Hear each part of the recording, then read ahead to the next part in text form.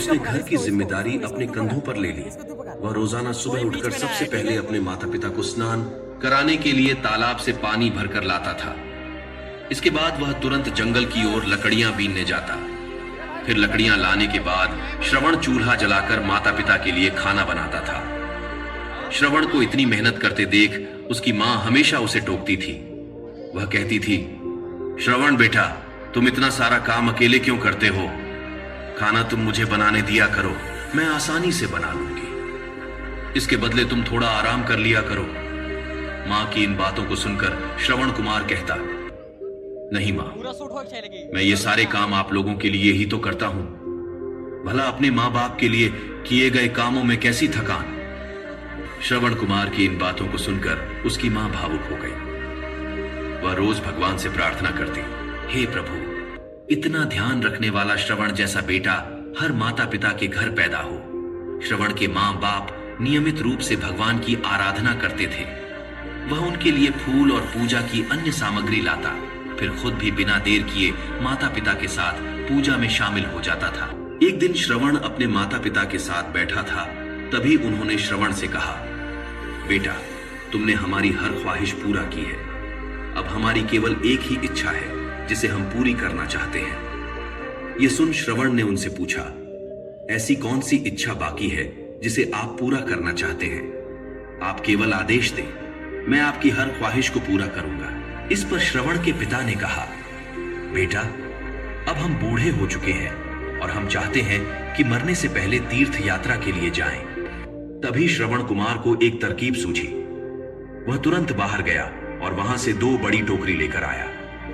उसने उन दोनों टोकरियों को एक मजबूत डंडे में मोटी रस्सी के सहारे लटकाकर एक बड़ा सा तराजू बना लिया। फिर श्रवण कुमार ने उस तराजू में अपने मां बाप को बारी बारी से गोद में उठाकर बैठा दिया। उसके बाद तराजू को अपने कंधों पर लेकर उन्हें तीर्थ यात्रा पर लेकर निकल पड़ा। वह लगातार कुछ दिनों तक अपने माता पिता को एक के बाद एक सभी पवित्र स्थलों पर घुमाने लगा। इस दौरान श्रवण कुमार ने अपने माता पिता को प्रयाग से लेकर काशी तक के दर्शन कराए। अपनी बेटे की मेहनत को देख उसके माता पिता बहुत खुश थे। उन्होंने एक दिन श्रवण से कहा, बेटा, हम देख नहीं सकते, लेकिन कभी भी हमें इस बात का दुख नहीं हुआ। तुम हमारे लिए हमारी आंखें हो। तुमने हमें जिस तरह सारे पवित्र स्थानों की कथा सुनाकर उनके दर्शन कराए हैं, ऐसा लगता है जैसे कि हमने सच में प्रभु के दर्शन अपनी आंखों से किया हो। एक दिन श्रवण कुमार आराम करने के लिए अयोध्या के पास अपने माता पिता के साथ रुका। तभी उसकी मां ने पानी पीने की इच्छा जताई। श्रवण को पास में ही एक नदी दिखाई दी। उसने अपने माता पिता से कहा, आप दोनों यहाँ आराम करें, मैं आप लोगों के लिए अभी पानी लेकर आता हूं। नदी के पास पहुंचकर श्रवण कुमार कमंडल में पानी भरने लगा। उसी जंगल में अयोध्या के राजा दशरथ भी शिकार के लिए पहुंचे थे। पानी में हलचल की आवाज सुनकर उन्हें लगा कि कोई जानवर पानी पीने आया है। उन्होंने बिना देखे केवल ध्वनि सुनकर ही अपना तीर चला दिया। दुर्भाग्य से वह सीधे श्रवण कुमार को लग गया। तीर लगते ही वह चीख पड़ा। इसके बाद राजा दशरथ जब अपने शिकार को देखने पहुंचे तो वहां श्रवण था। वो तुरंत श्रवण कुमार के नजदीक पहुंचे और कहा, मुझसे बहुत बड़ी भूल हो गई, मुझे माफ कर दीजिए। मुझे बिल्कुल नहीं पता था कि यहां कोई मानव होगा। मैं इस गलती का पश्चाताप करने के लिए क्या करूं कि तुम मुझे माफ कर दो। तभी करहाते हुए श्रवण कुमार ने कहा, यहां से थोड़ी ही दूर जंगल में मेरे माता पिता बैठे हैं, उन्हें काफी प्यास लगी है, आप उन तक यह पानी पहुंचा दीजिए। इतना कहते कहते श्रवण कुमार की सांसें रुक गई। श्रवण कुमार की मौत से राजा दशरथ सुन्न पड़ गए। किसी तरह वो श्रवण कुमार के बताए अनुसार जल लेकर उसके माता पिता के पास पहुंचे। जब राजा दशरथ उनके करीब पहुंचे तो उन्होंने आश्चर्य से पूछा, तुम कौन हो और हमारे श्रवण को क्या हुआ? वह क्यों नहीं आया? राजा दशरथ उनके सवालों का जवाब नहीं दे पाए। उन्होंने चुपचाप पानी उनकी तरफ बढ़ा दिया। तभी श्रवण की मां ने चिंतित स्वर में जोर से कहा, तुम कौन हो और मेरा बेटा कहां है? ये बताते क्यों नहीं हो? श्रवण की मां की चिंता देखकर राजा दशरथ ने कहा, मां, मुझे माफ कर दीजिए। शिकार करने के लिए मैंने जो तीर चलाया था वो सीधे आपके बेटे श्रवण को जा लगा। उसने मुझे आप लोगों के बारे में बताया इसलिए मैं यहाँ पानी लेकर चला आया। इतना कहकर राजा दशरथ चुप हो गए। राजा दशरथ की बात सुनकर श्रवण की मां जोर जोर से रोने लगी। श्रवण के पिता ने तभी राजा दशरथ को पुत्र वियोग का श्राप दे दिया। कुछ ही देर बाद श्रवण के माता पिता ने अपने प्राण त्याग दिए। बताया जाता है कि श्रवण कुमार के पिता के श्राप के परिणाम स्वरूप ही राजा दशरथ को अपने पुत्र राम से दूर रहना पड़ा था। राजा दशरथ के इस श्राप को पूरा करने के लिए ही भगवान राम को 14 वर्षों का वनवास हुआ। श्रवण के पिता की ही तरह राजा दशरथ भी अपने बेटे से दूरी को बर्दाश्त नहीं कर पाए और उन्होंने अपने प्राण त्याग दिए। कहानी की सीख: हर बच्चे को अपने माता पिता की सेवा श्रवण कुमार की तरह ही निस्वार्थ भाव से करनी चाहिए। मातृ सेवा भाव, पितृ सेवा भाव, यही परिवार, समाज और संस्कृति की शाश्वत नींव है।